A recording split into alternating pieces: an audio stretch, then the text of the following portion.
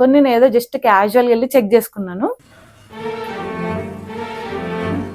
అదే month trip plan చేసాం అనమాట. సో ట్రిప్కి వెళ్ళి చాలా స్ట్రెయిన్ అయ్యి ఫుల్ వర్క్. సో ప్లస్ వస్తే పాజిటివ్. నాకు కింద కమెంట్ సెక్షన్లో అడుగుతూనే ఉన్నారు, బట్ నేను అక్కడ రెస్పాండ్ అవ్వలేదు. ఎందుకంటే హాయ్ గాయ్స్, అందరు ఎలా ఉన్నారు? ఈరోజు ఒక స్పెషల్ వీడియో, మా లైఫ్లోనే ఒక బిగ్ అప్డేట్ మీతో షేర్ చేసుకోబోతున్నాను. సో అప్డేట్ అనగానే చాలా మందికి అర్థమైపోయి ఉంటుంది అనుకుంటున్నాను. ఎందుకంటే నేను చాలా హైడ్ చేసుకుంటూ వీడియోస్ పోస్ట్ చేసినా కూడా నాకు కింద కమెంట్ సెక్షన్లో అడుగుతూనే ఉన్నారు, బట్ నేను అక్కడ రెస్పాండ్ అవ్వలేదు. ఎందుకంటే ఒక మంచి టైం చూసుకొని నేనే ఒక ఫుల్ వీడియో చేసి పెడదాంలే అని అనుకున్నాను అనమాట. అందుకే కమెంట్ సెక్షన్లో రెస్పాండ్ అవ్వలేదు ఆ పర్టికులర్ క్వశ్చన్స్కి. ఇంకొక రోజు మనమే చూసుకొని పెడదాంలే అని అనుకున్నా కాబట్టే పెట్టలేదు. బట్ మీరు చాలా మళ్ళీ దానికి ఇంకా కమెంట్స్ పెట్టారు, ఎందుకు మీరు రివీల్ చేయట్లేదు, ఎందుకు చెప్పట్లేదు అడిగినా అని చెప్పి.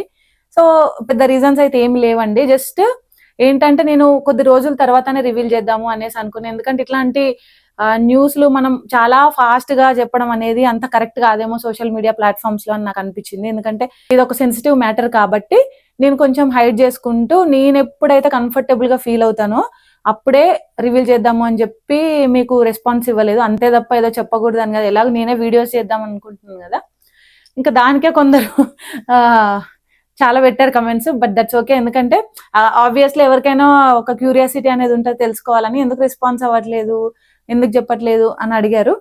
బట్ ఫైనల్గా అయితే ఈరోజు రివీల్ చేయబోతున్నా. అండ్ మీ అందరి విషెస్, బ్లెస్సింగ్స్ అయితే నాకు కావాలి. ఏంటంటే నాకు నవ్వు వస్తుంది యాక్చువల్లీ.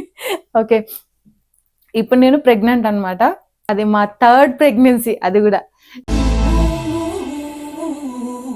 సో చాలా ఎగ్జైటింగ్ అనిపిస్తుంది. నేను ఫస్ట్ ప్రెగ్నెన్సీలో అయితే ఎంత హ్యాపీగా ఫీల్ అయ్యాను, ఎంత ఎమోషనల్ గా ఫీల్ అయ్యానో థర్డ్ ప్రెగ్నెన్సీలో కూడా అలానే ఉంది. ఏం డిఫరెన్స్ అయితే లేదు. అండ్ నా ఎక్స్పీరియన్సెస్, మా వాళ్ళ రియాక్షన్స్, నేను ఫస్ట్ చెప్పగానే రామ్ ఎలా రియాక్ట్ అయ్యాడు, మా పేరెంట్స్ ఎలా రియాక్ట్ అయ్యాడు, అవన్నీ నేను వీడియోలో కంపల్సరీగా పెడతాను, నెక్స్ట్ వీడియోలో పెడతాను రియాక్షన్ అంతా. సో అసలు ఎలా ప్లాన్ చేసాం ఏంటి, థర్డ్ ప్రెగ్నెన్సీ అనగానే చాలా మందికి డౌట్ వస్తుంటది, అదేంటి ఇప్పుడు అందరూ ఇద్దరు చాలా అనుకుంటున్నారు కదా, వీళ్ళేంటి థర్డ్ ప్రెగ్నెన్సీ ప్లాన్ చేశారు అని అనుకోవచ్చు మీరు. బట్ మాకైతే కిడ్స్ అంటే చాలా ఇష్టము. అండ్ ఇంకా కొన్ని సపరేట్ రీజన్స్ కూడా ఉన్నాయి థర్డ్ కిడ్ ప్లాన్ చేయడానికి. అండ్ అవన్నీ మెల్లిమెల్లిగా నేను రివీల్ చేస్తాను. బట్ ఫస్ట్ నుండే 3-4 కిడ్స్ కనాలి అని కూడా ఉండే. జనరల్ గా నేను లైఫ్ లో ఏదైనా ఇది అవ్వాలి అని కోరుకుంటున్నాను అనుకోండి, అట్లాంటివి ఏవి అంత ఈజీగా అస్సలు జరగవు. చాలా హార్డ్ వర్క్ చేయాలి, వెయిట్ చేయాలి, ఎన్నో చేస్తే తప్ప నేను అనుకున్న గోల్స్ కానీ ఏవి అచీవ్ చేయడం అంత ఈజీగా అయితే ఎప్పుడు జరగలేదు. కానీ నా లైఫ్ లో ఒక్కటి అనుకున్నప్పుడే ఇమ్మీడియట్ గా అయింది అంటే మాత్రం నా ప్రెగ్నెన్సీలే అని చెప్పొచ్చు. ఎందుకంటే నా లాస్ట్ 2 ప్రెగ్నెన్సీస్ కూడా ఏ మంత్ అయితే ప్లాన్ చేసామో అదే మంత్ కన్ఫర్మ్ అయిపోయింది. సో వెయిట్ చేయకుండా బై గాడ్స్ గ్రేస్ ఇలా అనుకోగానే అలా అయిపోయింది అనమాట. 3 ప్రెగ్నెన్సీస్ కూడా అంతే, ఏ మంత్ అయితే ప్లాన్ చేసామో అదే మంత్ అయింది. సో ఎక్కువ ఏదో చెక్ చేసుకోవడం, వెయిట్ చేయడం అలా అయితే ఎప్పుడు జరగలేదు. ఈ ప్రెగ్నెన్సీ ఏమైందంటే, మేము యాక్చువల్గా హృత్విక్ పుట్టినప్పుడే నెక్స్ట్ తొందరగానే ప్లాన్ చేద్దాం అనేసి అనుకున్నాము. దానికి ఒక 18 months అట్లా వచ్చిన తర్వాత, అంటే మాట్లాడడం స్టార్ట్ చేసిన తర్వాతనే ఇంకా నెక్స్ట్ ప్రెగ్నెన్సీ ప్లాన్ చేద్దాంలే అనేసి అనుకున్నాము. ఇంకా ఇదైతే వింటర్లో అయింది, బేసిక్గా జాన్ ఆర్ ఫెబ్. సో అప్పుడు ఏమైంది అంటే, ఇంకా సరే ఇప్పుడు మనం ఇంకా థర్డ్ ప్రెగ్నెన్సీ ప్లాన్ చేద్దాం అనేసి అనుకున్న తర్వాత అదే మంత్ ట్రిప్ ప్లాన్ చేసాం అనమాట. సో ట్రిప్కి వెళ్ళి చాలా స్ట్రెయిన్ అయ్యి ఫుల్ వర్క్. అసలు ఆ మంత్ స్ట్రెయిన్ అంత స్ట్రెస్ ఎప్పుడు తీసుకోలేదు. బట్ ఇంటికి వచ్చిన తర్వాత అనుకున్నాం, ఓకేలా ఇంత స్ట్రెస్ అయ్యాం కాబట్టి ఈ మంత్ అవుతుందో లేదో అనేసి అనుకుని నేను ఏదో జస్ట్ క్యాజువల్గా వెళ్ళి చెక్ చేసుకున్నాను. లాస్ట్ టైం కూడా అలానే అదే మంత్ కాబట్టి క్యాజువల్గా వెళ్ళి చెక్ చేసుకుంటే కన్ఫర్మ్ అయిపోయింది. ఆ రియాక్షన్ వీడియో నేను ఎక్కడ మిస్ అయిపోతానని ఈసారి సరే వెళ్ళి డౌట్గానే వెళ్ళి చెక్ చేసుకున్నా. అలా చెక్ చేసుకోగానే పాజిటివ్ అని వచ్చింది. అసలు ఎంత హ్యాపీగా ఫీల్ అయ్యానంటే లిటరల్లీ అసలు ఐ వాజ్ ఆన్ క్లౌడ్ 9 అని చెప్పొచ్చు. మనకి ఈచ్ ప్రెగ్నెన్సీ డిఫరెంట్ కదండి. ఇప్పుడు ఫస్ట్ టైం అయినప్పుడు ఎంత హ్యాపీనెస్ ఉంటుందో, సెకండ్ అలానే ఉంటుంది, థర్డ్ అలానే ఉంటుంది, ఈచ్ టైం ఎప్పుడైనా అలానే ఉంటుంది. సో ఇంకా థర్డ్కి ఎందుకో కొంచెం ఎక్కువ హ్యాపీ అనిపించింది. యాక్చువల్లీ ఆ రోజు బయటికి వెళ్ళేది ఉండే అనమాట, షాపింగ్ వెళ్దాము అని చెప్పేసి అనుకున్నా. కానీ నాకు పీరియడ్ మిస్ అయింది. యాక్చువల్గా నాకు ఎలా ఉంటుంది అంటే పర్ఫెక్ట్ ఉంటుంది అనమాట పీరియడ్ టైమింగ్ అనేది. అసలు ఒక్క మంత్ కూడా కనీసం అటు ఇటు కూడా అవ్వదు. అండ్ నేను ఎవ్రీ మంత్ ఒకటి యాప్ ఉంటుంది, పీరియడ్ ట్రాకర్ అని చెప్పి. సో దానిలో నేను ఎంటర్ చేస్తూ ఉంటాను. సో దట్ నాకు ఎవ్రీథింగ్ అంటే నా బాడీ ఎలా వర్క్ చేస్తుంది అనేది నాకు అన్ని తెలుసు అనమాట. ఇప్పుడు నాకు పీరియడ్స్ వస్తాయి, ఎప్పుడు ఓవలేషన్ టైం ఉంటుంది ఇట్లా అని చెప్పేసి. సో ఆ మంత్ ఏంటంటే స్కిప్ అయింది. అదేంటి వన్ డేనే, అది కూడా ఎక్కువ కూడా కాదు, వన్ డేనే స్కిప్ అయింది. అయినా కూడా నాకు డౌట్ వచ్చింది, అది వన్ డే కూడా స్కిప్ అవ్వదు కదా అని చెప్పి అనుకొని ఏమో లేవు ఒకసారి అయితే టెస్ట్ చేసుకుందాం అని చెప్పేసి టెస్ట్ చేసుకున్నా. ఇంకా పాజిటివ్ వచ్చింది. అసలు నా హ్యాపీనెస్ కు హద్దులు లేవని చెప్పొచ్చు.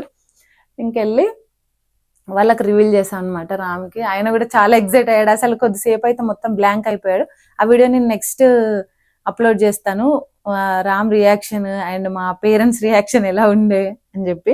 ఇప్పుడు ఎన్ని మంత్స్ అంటే ఇప్పుడు 6th month. This is my baby bump.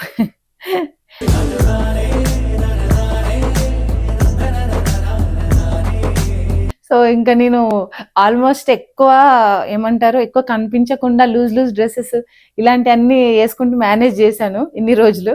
But ఇంకా మనం ఎంత దాచాలనుకున్నా ఇది మాత్రం అస్సలు దాగదు అని నాకు అర్థమైపోయింది. అందుకే నేను ఫైనల్గా అయితే రివీల్ చేసేసాను ఇంకా ఈరోజు. మరీ ఎర్లీ స్టేజెస్లో చేస్తే ఎలా ఉంటుంది అంటే సోషల్ మీడియా అనేది ఎలా ఉంటుంది అనేది మనకు తెలియదండి. ఎందుకంటే చాలా మంది చూస్తారు కాబట్టి ఎప్పుడు ఏదైనా జరగచ్చు. అందుకే అంత మంచి ఉంది అని అనిపించిన తర్వాతనే నేను రివీల్ చేద్దామని చెప్పి ఇన్ని డేస్ వెయిట్ చేశాను. అండ్ నాకైతే ఫస్ట్ 3 months సివియర్ నాజియా ఉండే అనమాట. అందుకే నేను మధ్యలో ఒక 2.5-3 months అసలు వీడియోసే పెట్టలేదు. సో ఆ టైంలోనే కన్ఫర్మేషన్ అయింది. ఇంకా దాని తర్వాత మళ్ళీ వీడియోస్ చేయడం స్టార్ట్ చేశాను. అండ్ నేను నాజియాలో ఫేస్ చేసిన ప్రాబ్లము అంటే అప్పుడు మనకి ఫస్ట్ 3 months అసలు ఏం తినాలనిపించదు కదా. అదైతే వర్స్ట్ ఫేజ్ అంటే ఇంకా అదే. నాకు ప్రెగ్నెన్సీలో అన్నింటికన్నా అంటే ఈవెన్ డెలివరీ కూడా, ఈవెన్ నాకు లాస్ట్ 2 నార్మల్ డెలివరీస్ అయ్యాయి, దానికంటే కూడా నాజియా ఫేజే హార్డ్ అనిపించేది అనమాట. ఎందుకంటే ఆ ఫుడ్ తినాలనిపించదు, చాలా అంటే వికారంగా ఉంటది కదా. అంటే ఆకలి వేస్తుంటది బట్ మనం ఏది తినాలనిపించదు.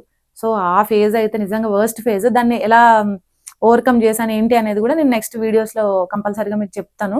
ఎందుకంటే అది చాలా మందికి వస్తుంది నాజియా ఫస్ట్ 3 months లో. కొంతమంది అయితే పాపం ఇంకా త్రూ అవుట్ ప్రెగ్నెన్సీ కూడా ఉంటదంట, 9 months ఇంకా వామిటింగ్స్ అవుతాయంట. నాకైతే వామిటింగ్స్ ఏం అవ్వలేదు కానీ అసలు ఏం తినాలనిపించేది కాదు. అలాంటి టైంలో మనకి తినడానికి ఏమేం చేయాలి, హెల్దీగా ఉండడానికి, అవన్నీ కూడా నేను నెక్స్ట్ వీడియోస్ లో అన్ని చెప్తాను మీకు. ఎందుకంటే నేను ప్రెగ్నెన్సీ గురించి ఎంత రీసెర్చ్ చేశానంటే నాకు తెలిసి నేను చేసినంత రీసెర్చ్ అయితే ఎవ్వరు చేసి ఉండరు. ఎందుకు చేశాను ఏంటి అనేది ఎప్పుడో ఒకసారి నేను మా ఏమంటారు నా లైఫ్ స్టోరీ ఒక వీడియో అయితే నేను కంపల్సరీగా పోస్ట్ చేస్తాను. నేను లైఫ్లో ఎన్ని కష్టాలు పడ్డాను, ఏమైంది అనేది అన్ని ఆ వీడియోలో చెప్తాను. అది ఎప్పుడో చేద్దాము అనేసి అనుకుంటుండే బట్ నాకు టైం కుదరలేదు ఆ వీడియో చేయడానికి. సో డెఫినెట్గా పెడతాను. నా ఫస్ట్ ప్రెగ్నెన్సీలో కూడా నేను ఇంత ఎంజాయ్ చేయలేదు. ఎందుకంటే నా ఫస్ట్ ప్రెగ్నెన్సీ ఏంటంటే చాలా ఎంగేజ్లో కన్సీవ్ అయ్యాను కాబట్టి అప్పుడు ఇంకా నాదంతా స్టూడెంట్ మైండ్ సెట్ అండ్ మా ఆయన కూడా ఇంకా కాబట్టి మేము అంత ప్రిపేర్డ్గా లేకుండే అప్పుడు. సో అప్పటికన్నా కూడా సెకండ్ థర్డ్ మనం అనుకోగానే దట్టు అనుకున్న మంత్లోనే ప్రెగ్నెన్సీ కన్ఫర్మ్ అవ్వడం అనేది నిజంగా గాడ్ కనుక మనకి బ్లెస్సింగ్స్ ఉన్నాయి అనుకోండి, ఏదనుకుంటే అది జరిగిపోద్ది.